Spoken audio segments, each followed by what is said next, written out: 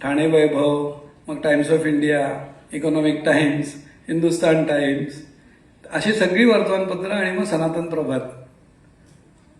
तर ह्याची जर का आपण एक तुलना बघितली, जसं आता प्रसादजींनी सांगितलं की कुठल्या तरी उद्योग समूहाला किंवा राजकारणींना किंवा कम्युनिस्ट विचारसरणींना ही सगळी एका साईडला वर्तमानपत्र वाहिलेली आहेत आणि त्यांच्यामधल्या प्रचंड जाहिराती आणि त्यांच्यामधले मजकूर आणि सनातन प्रभातमधला मजकूर असे जर का आपण तुलना केली तर कशाचंही काही तुलनाच होऊ शकत नाही.